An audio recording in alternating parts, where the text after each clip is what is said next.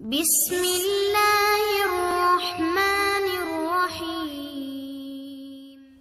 مولا حسن کے ذریعے یہ دعا ہمارے پاس آئی رزق کے لیے، غور سے سنو۔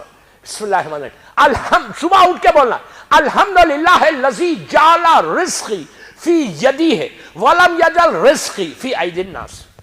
عربی میں آپ اردو میں بولو، گجراتی میں بولو، پنجابی میں بولو، انگلش میں بولو، جس جو زبان آپ کی ہے وہ زبان میں بولو۔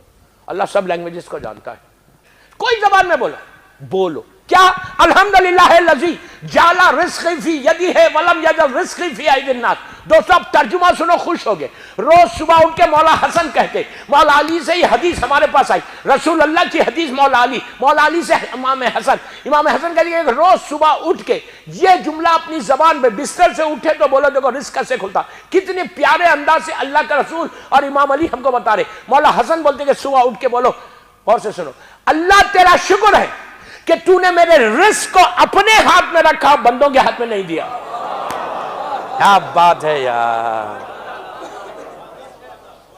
اگر اللہ بندوں کے ہاتھ میں رزق دے دیتا تو صرف پیسے والے زندہ رہتے، غریب تو یہی مر جاتا۔ اللہ تیرا شکر ہے کہ تو نے میرے رزق کو اپنے ہاتھ میں رکھا، بندوں کے ہاتھ میں نہیں دیا۔ آپ سوچو کہ رزق کیسا بانٹتا ہے، کیسا رزق بانٹتا ہے، کیسا بانٹتا ہے۔ نبی موسیٰ کا آخری وقت آیا، ملک الموت آئے نبی موسیٰ کے پاس، اپنے گھر کے باہر کھڑے ہوئے تھے، چھوٹی سی بیٹی تھی ان کے ساتھ کھڑے ہوئے، ہاتھ میں عصا اسٹک لے کے کھڑے ہوئے موسیٰ۔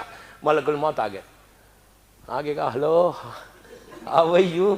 موسیٰ نے کہا بھائی کدھر آ گئے؟ کہا بہت دن ہو گئے، چلے ہیں واپس۔ میں اپنے اسٹائل میں بول رہا، ایسا نہیں بولا، کہا بہت دن ہو گئے چلے۔ اب موسیٰ اتنا بڑا نبی گھبرائے نہیں موت سے، کہا مجھے موت آ رہی ہے۔ بچی کو دیکھا، اپنی بیٹی کو، 6-7 سال کی بچی ہے، سر پہ ہاتھ رکھا، سوچنے لگے، دل میں سوچا کہ یار اب میری موت کے بعد اس کا کیا ہوگا، اس کے رزق کا، اس کا کیا ہوگا۔ خیال ہے، خیال آنا گناہ نہیں ہے۔ جیسی خیال آیا رزق کا کیا ہوگا، فوراً اللہ کی آواز، اس لیے کہ موسیٰ سے ڈائریکٹ اللہ بات کرتا تھا، فوراً آواز آئی کہ موسیٰ تمہارے ہاتھ میں کیا ہے؟ تو کہا میرے ہاتھ میں سٹک ہے، لکڑی ہے۔ کہ سامنے جو چھوٹا سا راک ہے نا پتھر کا، اس پہ مارو۔ موسیٰ نے ایسا مارا، مار دیکھی سوراخ ہو گیا، سوراخ ہوا۔ اللہ نے کہا موسیٰ کیا دیکھ رہے؟ تو کہا نیچے سوراخ ہو گیا۔ جو کہا نیچے چلے جا، نیچے کے کیا دیکھ رہے؟ کہا اندھیرا ہے، کچھ پتھر ہے، پانی ہے۔ اللہ نے کہا اس پتھر پہ مارو پھر اپنے سٹک کو۔ پھر انہوں نے مارا، قصص الانبیاء کی روایت پڑھا، پھر پھٹا۔ کہا اب کیا دیکھ رہے؟ کہا پھر نیچے 20 میٹر کے قریب نیچے ہو گیا۔ کہا اب نیچے جاؤ، نیچے گئے۔ کہا اب کیا دیکھ رہے؟ تو کہا اندھیرا ہے، تھوڑا سا پانی ہے، تھوڑی سی گھاس ہے۔ کہا موسیٰ غور سے دیکھو۔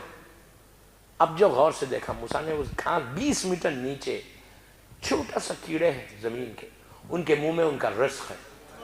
آواز آئی موسیٰ ہم ان کا بھی خیال رکھتے،